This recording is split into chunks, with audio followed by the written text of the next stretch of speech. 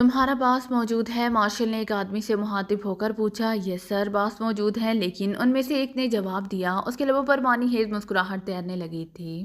लेकिन उसके पास कोई लड़की भी मौजूद होगी? मार्शल ने मुस्कुराते हुए कहा। आप जानते तो हैं सर, उस आदमी ने हंसते हुए कहा, और मार्शल कंधे उचकाता हुआ सीढ़ियां चढ़ता चला गया।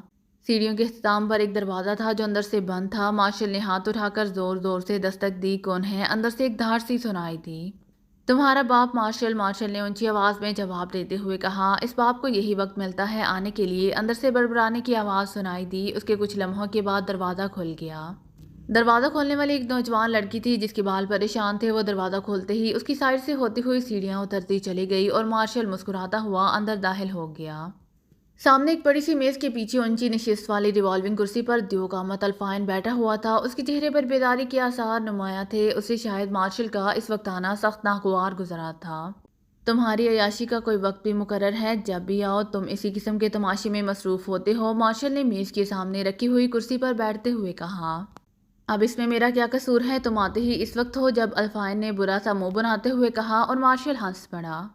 अच्छा, अब कुनैन की गोलियां मुंह से निकाल फेंको, वरना मैं यहाँ बहरा बिठा दूंगा कि आज के बाद कोई लड़की सीढ़ियाँ ही ना चढ़ने पाए। मार्शल ने हंसते हुए कहा।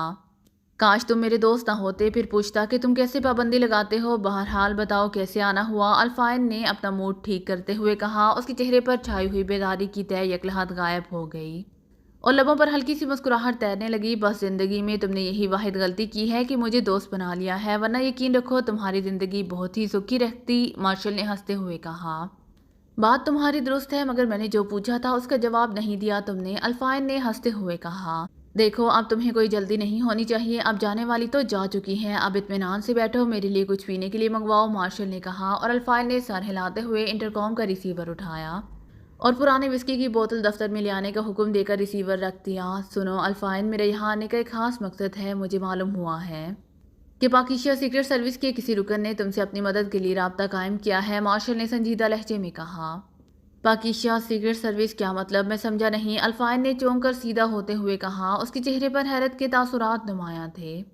तुमने रेड चीफ से कोई बात की है कि पाकिस्तान सीक्रेट सर्विस इस मुल्क में आ रही है? मार्शल ने हैरत भरे लहजे में कहा। मैंने हरगिज़ नहीं। मेरा पाकिस्तान सीक्रेट सर्विस से क्या ताल्लुक? मैं इस मुल्क का नाम ही पहली बार तुम्हारे मुंह से सुन रहा हूँ, अल्फाइन ने जवाब दिया और मार्शल हैरत से आंखें फाड़े उसे देखता रह गया। क्या तुम संजीदा हो या ये कोई मजाक है? मार्शल के लहजे में हैरत थी। मजाक? कैसा मजाक? मैं रेड चीफ के मामले में मजाक कैसे कर सकता हूँ? अल्फाइन ने जवाब दिया। उसी लम्हे बगली दरवाज़ा खुला और एक नौजवान शराब की 2 बोतलें ट्रे में रखे अंदर दाखिल हुआ और उसने दोनों बोतलें अल्फाइन के सामने रख दी और फिर तेज़ी से वापस मुड़ गया। जब वो दरवाजे में गायब हो गया तो अल्फाइन ने मार्शल से मुखातिब होकर कहा, तुम कहना क्या चाहते हो? खुलकर बात करो। अल्फाइन का लहजा बेहद संजीदा था। देखो अल्फाइन, तुम्हारी इन बातों ने मुझे हैरान कर दिया है। आज रेड चीफ ने मुझे बुलाकर मेरे ज़िम्मे एक खसूसी केस लगाया है, चूँकि तुमसे मेरी कोई बात छुपी हुई नहीं है। इसलिए ये बता दूं कि पाकिस्तान सीक्रेट सर्विस। मार्शल ने कहना शुरू किया। ये पाकिस्तान है कहाँ? पहले मुझे ये बताओ। अल्फाइन ने उसकी बात काटते हुए पूछा। ये एशिया का एक पसमानदा मुल्क है। क्रीमिया का हास हलीफ है। इसका लीडर एक मसरासा नौजवान अली इमरान है जिसका पाकिस्तान सीक्रेट सर्विस से बराह रास्त कोई ताल्लुक नहीं। उस पर पाकिस्तान सीक्रेट सर्विस वालों ने अलहदा रहकर काम करने का प्रोग्राम बनाया और उसका कोई आदमी तुम्हारा दोस्त है। उसने तुमसे इमदाद की दरख्वास्त की। तुमने ये सारी बातें रेड चीफ को बता दी। रेड चीफ ने इन मालूमात की बिना पर छापा मारा, लेकिन उसका छापा नाकाम हो गया। उसके आदमी मारे गए और पाकिस्तान सीक्रेट सर्विस वाले निकल गए और इस पर रेड चीफ ने मुझे बुलाकर ये केस मुझे सौंप दिया और साथ ही तुम्हारे मुतल्लिक बता दिया। चुनाचे में तुम्हारे पास आ गया और अब तुम कह रहे हो कि तुम कुछ जानते ही नहीं। ये कैसे हो सकता है? मार्शल ने तफसील बताते हुए कहा। कमाल है, मैं दुरुस्त कह रहा हूँ। मुझे तो इन बातों में से एक बात का भी इल्म नहीं, अल्फाइन ने कहा। तो फिर तुम्हारी जगह किसने रेड चीफ को इत्तला दी है? क्या कोई और अल्फाइन पैदा हो गया है? मार्शल ने कहा। आज तक किसी माँ ने दूसरा अल्फाइन जनने की जुर्रत नहीं की। इस सारे मामले में ज़रूर कोई गलतफहमी मौजूद है, अल्फाइन ने कहा। मार्शल चंद लम्हे खामोश बैठा होन काटता रहा, फिर उसने हाथ में पहनी हुई घड़ी का विंड बटन खींचा। Hello hello, martial calling, number 1 over. Martial ने विंड बटन खींचकर आहिस्ता से कहा। Yes number 1 speaking over. चंद लम्हों बाद दूसरी तरफ से एक आवाज़ सुनाई दी। नंबर 1, रेड चीफ को कॉल करके मेरा पैगाम दे दो कि वो मुझसे अल्फाइन क्लब के दफ्तर में राब्ता कायम करे। एक ज़रूरी बात करनी है, ओवर। मार्शल ने कहा। बेहतर सर, ओवर। दूसरी तरफ से कहा गया और मार्शल ने ओवर एंड ऑल कहकर विंड बटन दबा दिया। अल्फाइन खामोश बैठा हुआ था। मेज़ पर शराब की बोतलें वैसे ही पड़ी हुई थीं। ذہنی الجھنوں کی وجہ سے کسی نے اسے ہاتھ تک نہیں لگایا تھا۔ تھوڑی دیر بعد میز پر پڑے ہوئے ٹیلی فون کی گھنٹی بج اٹھی اور مارشل نے جھپٹ کر ریسیور اٹھا لیا۔ یس مارشل اسپیکنگ، مارشل نے مودبانہ لہجے میں کہا۔ الفائن سے بات کرنی ہے۔ دوسری طرف سے ایک احمق سی آواز سنائی دی۔ کون صاحب بول رہے ہیں؟ مارشل نے چونکتے ہوئے پوچھا۔ یہ بھی میں الفائن کو بتا سکتا ہوں، دوسری طرف سے کہا گیا اور مارشل نے ریسیور الفائن کی طرف بڑھا دیا۔ تمہارا فون ہے؟ مارشل نے کہا۔ ہلو، الفائن بول رہا ہوں، الفائن نے اپنی روایت کے مطابق پھاڑ کھانے والے لہجے میں کہا۔ زیادہ اونچی آواز میں بولنے کی ضرورت نہیں ہے، میں مرا نہیں ہوں سمجھے۔ میں نے تمہارا نام لے کر ایک اطلاع ریڈ آرمی کے چیف کو دی تھی جس سے وہ کوئی فائدہ نہیں اٹھا سکے، اس لیے میں نے سوچا کہ ہو سکتا ہے کہ وہ دوبارہ تم سے رابطہ قائم کرے تو اسے بتا دینا کہ پاکیشیا سیکرٹ سروس کا گروپ اینجلو کی ایک اور رہائش گاہ البرٹ روڈ کوٹھی نمبر 112 میں موجود ہے۔ گڈ بائے، دوسری طرف سے کہا گیا اور اس کے ساتھ ہی رابطہ ختم ہو گیا۔ الفائن نے حیرت بھرے انداز میں ریسیور رکھ دیا۔ عجیب چکر ہے، کوئی سر پیر ہی سمجھ میں نہیں آتا، الفائن نے بڑبڑاتے ہوئے کہا۔ کون تھا اور کیا کہہ رہا تھا؟ مارشل نے اشتیاق بھرے لہجے میں پوچھا۔ کوئی اجنبی آواز تھی، کہنے لگا کہ میں نے تمہارا نام لے کر ایک اطلاع ریڈ چیف کو دی تھی جس سے وہ کوئی فائدہ نہ اٹھا سکا۔ اب پاکیشیا سیکرٹ سروس کا گروپ اینجلو کی ایک رہائش گاہ البرٹ روڈ کوٹھی نمبر 112 میں موجود ہے، الفائن نے حیرت بھرے لہجے میں کہا اور مارشل بری طرح اچھل پڑا۔ او بڑھیا ہم اطلاع ہے، اس نے کہا اور پھر تیزی سے ریسٹ واچ کا بٹن کھینچ لیا۔ Hello hello Marshal calling number 1 over, Marshal نے تیز لہجے میں کہا۔ Yes number 1 attending over. چند لمحوں بعد ہی دوسری طرف سے آواز سنائی دی۔ نمبر 1 سپر گروپ کو فوری طور پر مسلح کر کے البرٹ روڈ کی کوٹھی نمبر 112 پر بھیج دو، اسے گھیرے میں لے لیا جائے، میں وہاں پہنچ رہا ہوں۔ اوور، مارشل نے چیختے ہوئے کہا۔ ٹھیک ہے سر، لیکن ایکشن کیا ہوگا؟ اوور، دوسری طرف سے پوچھا گیا۔ فل سپر ایکشن اوور، مارشل نے کہا۔ بہتر سر، ریڈ چیف کو میں نے کانٹیکٹ کرنے کی کوشش کی تھی مگر کمپیوٹر جواب ملا کہ وہ موجود نہیں ہے، میں نے پیغام ٹیپ کرا دیا ہے۔ اوور، نمبر 1 نے پہلی کال کی رپورٹ دیتے ہوئے کہا۔ ٹھیک ہے میں دیکھ لوں گا، تم فوراً گروپ بھیجو اور گروپ لیڈر کو کہنا کہ وہ بیس 6 پر مجھے کانٹیکٹ کرے۔ اوور اینڈ آل، مارشل نے کہا اور ون بٹن دبا کر رابطہ ختم کر دیا۔ اچھا اب میں چلتا ہوں، البرٹ روڈ ہاسی دور ہے، وہاں تک پہنچتے پہنچتے آدھا گھنٹہ لگ جائے گا۔ اگر ریڈ چیف کی کال آئے تو اسے بتا دینا کہ میں جلد ہی انہیں کامیابی کی رپورٹ کرنے والا ہوں۔ اوکے گڈ بائے، مارشل نے تیز تیز لہجے میں کہا اور دروازے کی طرف مڑ گیا۔ الفائن خاموش بیٹھا اسے جاتے ہوئے دیکھتا رہا، اس کے چہرے پر گم و گو سی کیفیت ابھی تک طاری تھی۔ خوبصورت رہائشی کالونی کی ایک کوٹھی کے سامنے ویگن رک گئی۔ اینجلو نے مخصوص انداز میں پہلے 3 بار اور پھر ایک ایک کر کے 3 بار ہارن بجایا تو کوٹھی کے پھاٹک کی ذیلی کھڑکی کھلی اور ایک نوجوان نے باہر جھانکا۔ اینجلو نے گھاڑی سے ہاتھ باہر نکال کر فضا میں لہرایا تو نوجوان تیزی سے کھڑکی میں غائب ہو گیا اور چند لمحوں بعد پھاٹک کھل گیا۔ اینجلو ویگن اندر لیتا چلا گیا۔ یہ ایک بہت بڑی اور وسیع کوٹھی تھی۔ لان کے درمیان سرخ بجری کی سڑک پر سے ویگن گزر کر وسیع پوش میں جا کر رک گئی۔ برآمدے میں 5 افراد بڑے مستعد انداز میں کھڑے تھے۔ اینجلو تیزی سے نیچے اترا تو ان 5 افراد نے اس کو فوجی انداز میں سیلیوٹ کیا۔ کیتھر، یہ ویگن سیکرٹ سائٹ پر پہنچا دو، اینجلو نے ان میں سے ایک سے مخاطب ہو کر کہا۔ یس باس، ان میں سے ایک نے بڑی مستعدی سے جواب دیتے ہوئے کہا۔ اس وقت تک سیکرٹ سروس کے تمام ممبران ویگن سے باہر آ چکے تھے، وہ سب اس وقت برآمدے میں موجود تھے۔ تقریباً تمام ہی ممبرز غور سے ارد گرد اور کوٹھی کو دیکھ رہے تھے۔ یہ کون سی جگہ ہے؟ صفدر نے اینجلو سے مخاطب ہو کر پوچھا۔ یہ کوٹھی، اینجلو نے چونک کر مڑتے ہوئے کہا۔ ہاں یہ کوٹھی، ہم اس کی سچویشن سے واقف رہنا چاہتے ہیں، صفدر نے جواب دیا۔ یہ البرٹ روڈ کی کوٹھی ہے، اس کا نمبر 112 ہے۔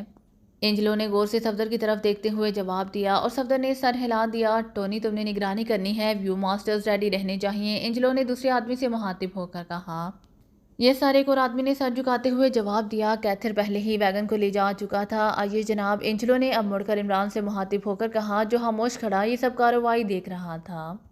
برآمدے سے ہو کر وہ ایک ہال کمرے میں پہنچ گئے جہاں دیواروں کے ساتھ آرام دہ صوفوں کی قطاریں موجود تھیں، درمیان میں میزیں پڑی ہوئی تھیں، ان میں سے ایک میز پر ٹیلی فون جبکہ دوسری میز پر 30 لائنوں والا انٹرکام موجود تھا۔ تشریف رکھیے اور اگر آرام کرنا چاہیں تو میں آپ کو کمرے دکھا سکتا ہوں، اینجلو نے کہا۔ میں تو تھک گیا ہوں، میرا خیال ہے کہ کچھ دیر آرام نہ کر لیا جائے، صفدر نے کیپٹن شکیل اور جولیا سے مخاطب ہو کر کہا اور ان دونوں نے سر ہلا دیا۔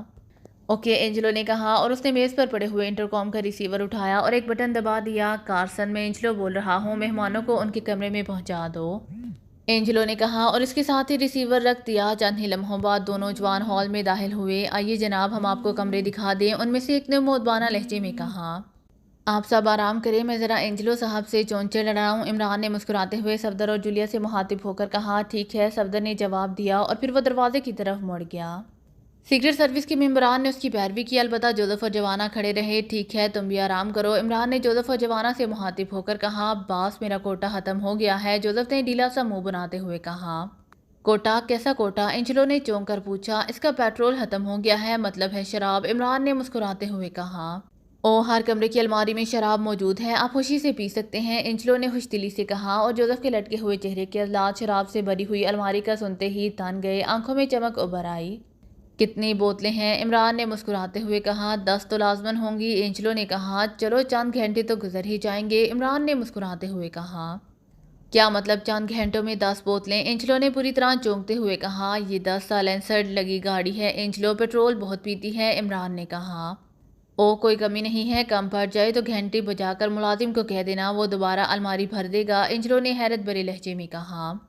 اور جوزف کی آنکھوں کی چمک اور زیادہ بڑھ گئی اور وہ تیزی سے دروازے کی طرف بڑھ گیا۔ یہ تمہارا آدمی جس نے پتہ پوچھا ہے، میرے خیال میں صفدر نام بتایا تھا، یہ کیسا آدمی ہے؟ اینجلو نے سب کی جاتے ہی عمران سے مخاطب ہو کر پوچھا۔ شریف آدمی ہے، غیر شادی شدہ ہے، اور فی الحال شادی کرنے کا کوئی ارادہ نہیں، عمران نے مسکرا کر صوفے پر بیٹھتے ہوئے کہا۔ دیکھو عمران، میں تمہارے آدمی کے متعلق کچھ نہیں کہنا چاہتا، لیکن یہ صفدر صاحب مجھے مشکوک لگے ہیں، اینجلو نے بھی کرسی پر بیٹھتے ہوئے کہا۔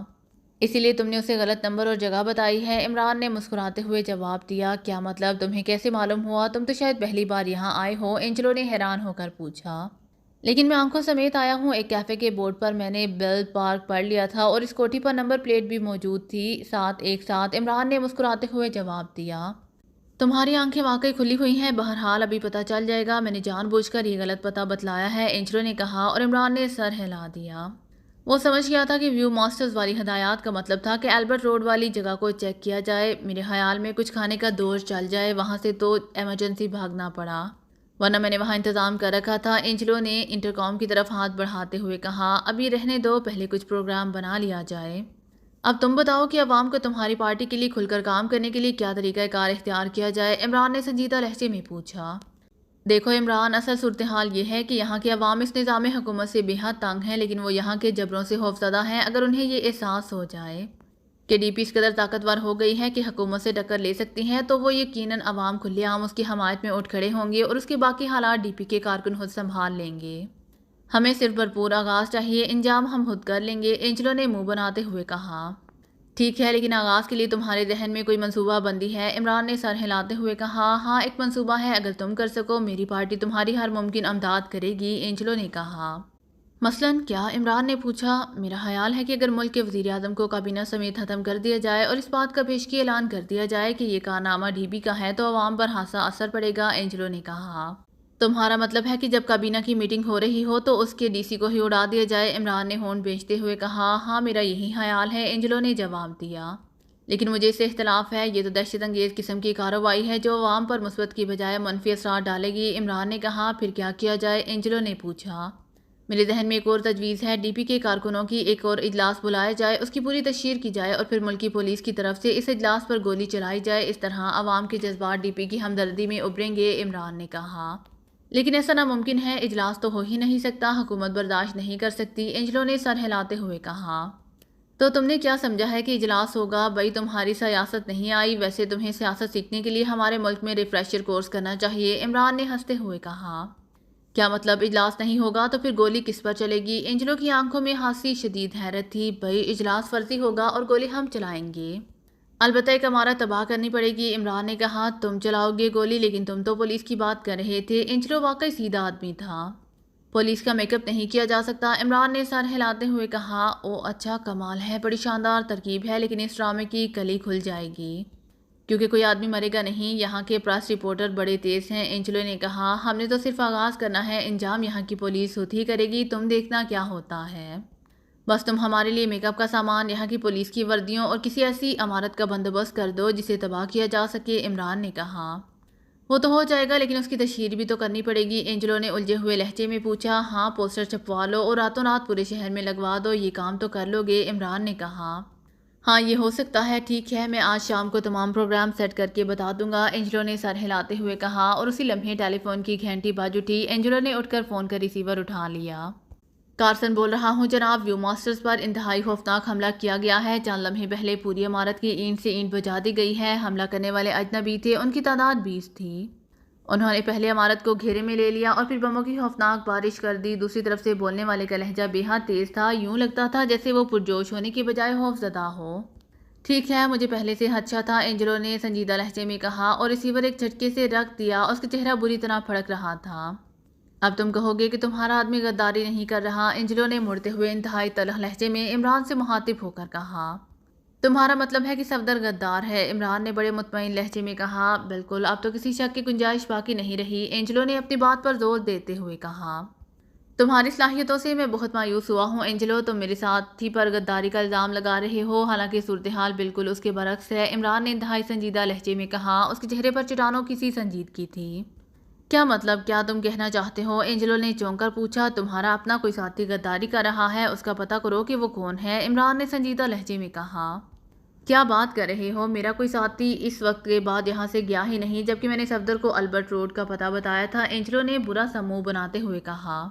ذرا اپنے کوٹ کی اوپر والی چھوٹی جیب میں ہاتھ ڈالو، عمران نے یوں کہا جیسے مداری تماشا دکھاتے وقت کسی تماشائی کی جیب میں چیزیں برآمد کراتے ہیں۔ کیا ہے جیب میں؟ اینجلو نے چونک کر کہا اور ساتھ میں اس نے جیب میں 2 انگلیاں ڈالیں اور دوسرے لمحے وہ بری طرح چونک پڑا، اس کا چہرہ سرخ ہو گیا، اس نے تیزی سے کوئی چیز انگلی کی مدد سے نکالی تو ایک چھوٹا سا بٹن نما ایک آلہ اس کے ہاتھ میں تھا، جس کے کونے میں باریک سی لائن جل بجھ رہی تھی۔ اینجلو نے یوں اس بٹن نما آلے کو ایک طرف پھینکا جیسے اس کے ہاتھ پر بچھو چڑھ آیا ہو۔ عمران مسکرا کر آگے بڑھا اور اس نے اپنا بوٹ اس آلے پر رکھ کر ٹانگ کو حرکت دی، کٹک کی آواز آئی اور عمران نے جب بوٹ ہٹایا تو وہ آلہ ٹوٹ پھوٹ چکا تھا، اس میں سے دھاگے سے بھی باریک تار اور چھوٹے چھوٹے ٹرانسمیٹر باہر نکلے تھے۔ کا کیا مطلب، آخر یہ کیا ہے اور یہ میری جیب میں کیسے پہنچا؟ اینجلو نے بوکھلائے ہوئے انداز میں کہا۔